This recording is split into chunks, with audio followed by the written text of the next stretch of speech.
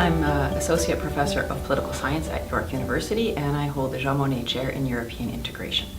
My main area of interest is in gender politics and the European Union. I've just finished up a project with Gabriela Abels in Tübingen, at the University of Tübingen, that is a co-edited volume on gendering European integration theory. And so basically what this book tries to do is to engage in a dialogue between the mainstream political science theories or European integration theories and feminist critiques of those theories. And what we've tried to do is have all of our authors pick up on how these various different theories could actually be used and enhanced if we consider them through a feminist lens. And by encouraging that look through a feminist lens, hopefully opening up a dialogue with these mainstream theories that will hopefully take all of us a little bit further in our research. My own actual main research right now is funded by a SSHRC project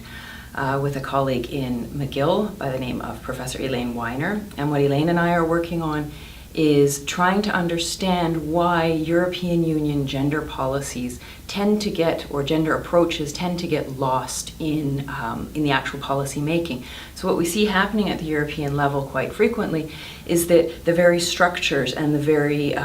nature of formal and informal norms create an environment in which it is acceptable or even anticipated that gender concerns will be taken into consideration at the beginning of the policy process, but that once the actual policy process really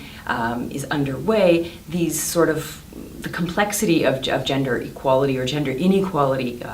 simply gets lost. So if we think about the migrant crisis, in trying to solve the migrant and the refugee crisis at the moment in Europe, nobody is thinking about really what the implications, the gendered implications of this refugee crisis are. About maybe differences in terms of the needs of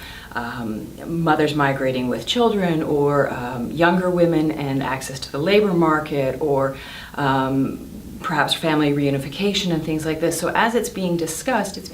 at a very high level, which, even though we're all aware that there are gender implications and gendering around this crisis, isn't actually being brought into the policy-making process. So what we're trying to do is to understand how the visibility and the invisibility of gender is being perpetuated through the processes and the institutions of European policymaking, and hopefully to take that knowledge in a way that will allow us to then think about how we can actually bring gender in a very real way into not only the policy initiations, but actually the policy outcomes.